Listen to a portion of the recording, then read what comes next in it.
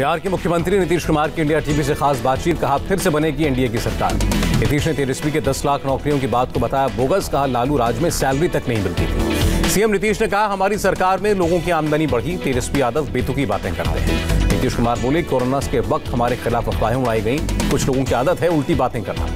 नीतीश कुमार ने कहा तेजस्वी यादव मुझसे नफरत करते हैं इसीलिए ऐसी बातें करते हैं। नीतीश कुमार ने कहा फिर से सरकार बनी तो शराबबंदी जारी रहेगी। 2 नंबरी धंधा करने वाले हमारे पीछे पड़े। नीतीश कुमार ने विपक्षी दलों पर युवाओं को गुमराह करने का आरोप लगाया। कुछ लोग वोट लेकर कमाई करना चाहते हैं। नीतीश कुमार ने चिराग पासवान पर भी निशाना साधा। कहा उनकी बेतुकी बातों को मैं नहीं मानता। नीतीश कुमार ने कहा मैंने सीएम बनने की बात कभी नहीं की। बीजेपी ने ही मुझे सीएम बनाने की बात कही। नीतीश कुमार ने कहा कोर्ट ने लालू राज को जंगल राज कहा था।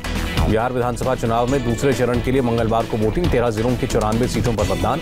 सीतामढ़ी में जेपी नड्डा की रैली। तेजस्वी से पूछा 15 साल पहले 25 लाख लोगों के पलायन का जवाब कौन देगा।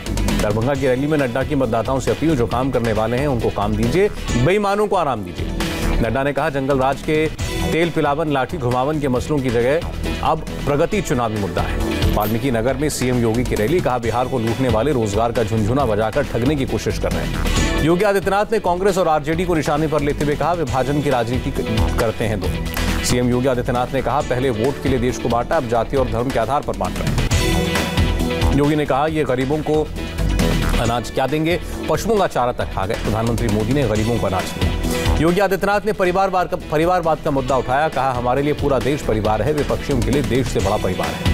योगी ने लालू काल का जिक्र किया। कहा सत्ता मिलने पर उद्योग बंद करके अपहरण उद्योग शुरू करा दिया था।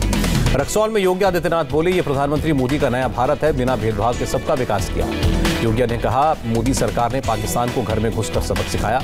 आरजेडी और कांग्रेस पर बरसे सीएम योगी। कहा गरीबों को मकान, रोजगार, स्वास्थ्य बीमा देने की बजाय इन्होंने हड़पने का काम किया। सीतामढ़ी में सीएम योगी ने कहा मैं विशेष रूप से राम मंदिर निर्माण के लिए आप सबको बधाई देता हूँ। योगी बोले अयोध्या और सीतामढ़ी को जोड़ने के लिए किया जा रहा है एक सड़क का निर्माण। तेजस्वी ने नीतीश कुमार पर निशाना साधा। कहा थक चुके हैं सीएम, बिहार नहीं समझ रहा है। तेजस्वी ने नीतीश पर बिहार को बर्बाद करने का आरोप लगाया। कहा राज्य में कानून व्यवस्था का बुरा हाल। चिराग पासवान ने नीतीश कुमार पर निशाना साधा। कहा 15 साल सुशासन बाबू का टैग बांधे रहे नीतीश, अब खुल रहे हैं राज। चिराग पासवान का नीतीश पर बड़ा आरोप। कहा मुंगेर में नीतीश के आदेश पर गोली चली। जेडीयू के राजीव रंजन का भी तेजस्वी पर हमला। कहा आधी आबादी ने तेजस्वी यादव को नकार दिया है। राजीव रंजन ने कहा लालू काल की खौफनाक यादें कौन भूल सकता है, आज बिहार अतीत से आगे बढ़ा है। मायावती की बिहार के वोटरों से बीएसपी को वोट करने की अपील। कहा जेडीयू आरजेडी गठबंधन की सरकारों को बहुत आजमाया। एडीआर की रिपोर्ट के मुताबिक बिहार चुनाव के तीसरे फेज में 31% उम्मीदवारों पर आपराधिक मामले। जीतनराम मांझी ने रामविलास पासवान के निधन पर सवाल उठाया। प्रधानमंत्री को चिट्ठी लिखकर कहा न्यायिक जांच की मांग। जीतनराम मांझी ने 2-3 दिन पहले ही पासवान की मौत होने का दावा किया। पूछा मेडिकल बुलेटिन जारी क्यों नहीं किया जाता था। चिराग पासवान ने जवाब दिया जिन्हें पापा की मौत पर शक है वो सीधे प्रधानमंत्री मोदी से बात कर लें। चिराग पासवान ने कहा पापा जब अस्पताल में थे तो किसी ने एक बार भी नहीं पूछा। चिराग ने न्यायिक जांच की मांग को नीतीश कुमार का चुनावी हथकंडा बताया। यूपी में राज्यसभा की 10 सीटों पर सभी उम्मीदवार निर्विरोध जीते। बीजेपी के 8, सपा और बसपा के 1-1 प्रत्याशी निर्वाचित। उत्तराखंड से बीजेपी के वरिष्ठ नेता नरेश बंसल राज्यसभा के लिए निर्विरोध निर्वाचित हुए। पूर्व सांसद अनु टंडन समाजवादी पार्टी की सदस्यता उन्होंने ग्रहण की। कांग्रेस नेतृत्व पर लगाया व्यक्तिगत ब्रांडिंग का आरोप। अखिलेश यादव का बयान बीजेपी और बसपा चाहती है सपा हारे। उपचुनाव में बीजेपी सभी 7 सीटें हारेगी। अखिलेश बोले बीजेपी के पास किसी सवाल का जवाब नहीं। यूपी और देश को भाजपा से बचाना है। शिवराज सिंह चौहान का कमलनाथ पर निशाना। कहा एमपी को दलालों की मंडी बना दिया। शिवराज सिंह चौहान ने कहा कमलनाथ के कितने पाप गिनाऊं, बच्चों के लैपटॉप तक छीन लिए। शिवराज पर कमलनाथ का पलटवार। कहा मैंने पूछा क्या पाप किया है तो कहते हैं कर्जा नहीं माफ किया। कमलनाथ ने कहा शिवराज ने झूठ बोलने की हद कर दी। कमलनाथ बोले शिवराज की एक बात झूठी है। जम्मू कश्मीर में बीजेपी नेताओं की हत्या पर पुलिस का बड़ा खुलासा। पाकिस्तान के इशारे पर हुए हमले। बीजेपी जिला उपाध्यक्ष गुलाम कादिर पर आतंकी हमले की जांच में मिले बड़े सबूत। पाकिस्तान में रची गई साजिश। गांदरबल के एसएसपी ने बताया युवाओं को आतंक में शामिल कराने के लिए मोबाइल ऐप का इस्तेमाल। जम्मू कश्मीर पुलिस ने 4 लोगों को गिरफ्तार किया। पाकिस्तानी झंडे समेत हथियार बरामद। पश्चिम बंगाल से एनआईए ने अलकायदा के एक और आतंकी अब्दुल मोमिन को गिरफ्तार किया। रक्षा मंत्री राजनाथ सिंह की पाकिस्तान को 2 टूक। कहा गिलगित बाल्टिस्तान समेत पूरा पीओके भारत का अभिन्न अंग। गुर्जर आरक्षण मसले पर देखिए आपसी फूट। 80 गांव के पंच पटेलों ने कहा सरकार के साथ समझौता हुआ। भरतपुर के 80 गांव के गुर्जरों ने की महापंचायत। पर्ची पर बैठे गुर्जरों ने किया विरोध।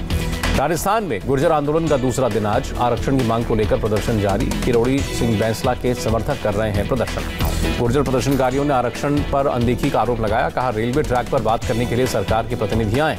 भरतपुर में रेलवे ट्रैक पर डटे प्रदर्शनकारी। दिल्ली मुंबई रूट पर कई ट्रेनों को डायवर्ट किया गया। आरक्षण के मुद्दे पर गहलोत सरकार से अब तक नहीं बनी बात, प्रदर्शनकारी भी दो खेमों में बंटे। गुर्जर आंदोलन की वजह से 24 घंटे के लिए कोटपुतली, पटवा समेत कई इलाकों में इंटरनेट सेवाएं बंद।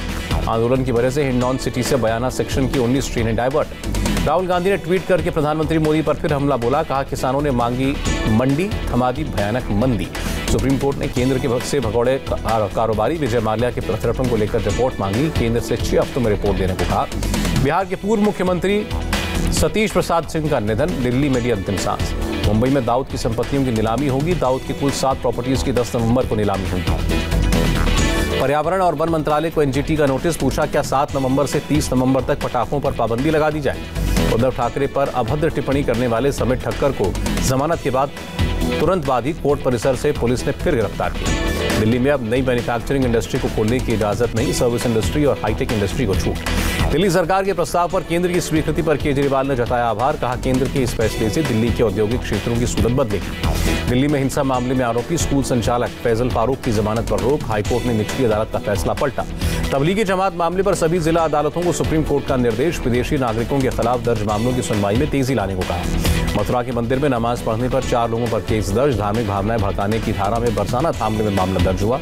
मंदिर में नमाज अदा करने वाले फैजल खान को हिरासत में लिया गया, धार्मिक सद्भाव के लिए मंदिर में नमाज पढ़ने का दावा किया। रामपुर में बीजेपी नेता और उसके परिवार की पिटाई का वीडियो वायरल, पुलिस ने मामला दर्ज करके जांच शुरू की।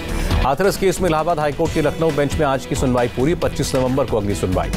फिरोजाबाद में महिला के साथ छेड़छाड़ की कोशिश, विरोध करने पर बदमाशों ने फेंका तेजाब। यूपी के जालौन में कांग्रेस के जिलाध्यक्ष अनुज मिश्रा गिरफ्तार, 14 दिन की न्यायिक हिरासत में भेजा गया। यूपी एटीएस ने जाली नोट की तस्करी करने वाले 2 तस्करों को गिरफ्तार किया। हापुड़ में बीच सड़क पर मंदिर जाते वक्त लड़की पर चाकू से हमला, पीड़ित मामूली रूप से घायल। बंगाल के नादिया में बीजेपी कार्यकर्ता की हत्या के खिलाफ प्रदर्शन, कहा पुलिस प्रशासन के सहयोग से तृणमूल कांग्रेस के कार्यकर्ताओं ने हत्या की। बीजेपी ने बंगाल में राष्ट्रपति शासन लगाने की मांग की, कहा राज्य सरकार के हाथ खून से रंगे। आंध्र प्रदेश के कृष्णा जिले में 13 लाख रुपए का गुटखा जब्त किया गया, 4 लोगों पर केस दर्ज। देश में 24 घंटे में कोरोना से 45,230 नए मामले आए, 496 संक्रमितों की मौत। 24 घंटे में 53,285 कोरोना संक्रमित ठीक हुए। देश में एक्टिव केस 5,61,908। दिल्ली में एक दिन में कोरोना के 4,000 केस, 42 लोगों की जान गई। महाराष्ट्र में 24 घंटे में कोरोना से 4,009 लोग संक्रमित, 104 की जान गई। महाराष्ट्र के डिप्टी सीएम अजीत पवार अस्पताल से डिस्चार्ज, 26 अक्टूबर को हुआ था कोरोना। यूपी में 24 घंटे में कोरोना के 2,000 नए केस, 23,323 एक्टिव केस। राजस्थान में 1,748 नए मामले, 9 की मौत। केरल में 4,138 लोग संक्रमित हुए, 21 लोगों की मौत। आंध्र प्रदेश में मरीजों का कुल आंकड़ा 8,27,000 के पार, अब तक 6,719 लोगों ने दम तोड़ा। तेलंगाना में 24 घंटे में 922 लोग कोरोना पॉजिटिव, 7 की मौत। 16 नवंबर से हरियाणा सरकार ने कॉलेज और यूनिवर्सिटीज को खोलने की अनुमति दी। दिल्ली में सैलरी को लेकर डॉक्टर्स के बाद अब नर्सों की हड़ताल, आज से काम बंद। उत्तराखंड के देहरादून में महीनों बाद खुले स्कूल, कोरोना महामारी की वजह से बंद था स्कूल। ग्रीस में आग लगने से 15 शरणार्थी कैंप जलकर खाक, आग लगने की वजह साफ नहीं। अफगानिस्तान के काबुल यूनिवर्सिटी में गोलीबारी, 25 की मौत, 3 आतंकी मारे गए। डॉलर के मुकाबले रुपए का भाव 32 पैसे गिरा, 1 डॉलर की कीमत 74 रुपए 42 पैसे। और बढ़त के साथ बंद हुआ शेयर बाजार, सेंसेक्स 143, निफ्टी 26 अंकों की बढ़त के साथ बंद। पाकिस्तान में मंदिर क्यों तोड़ा गया?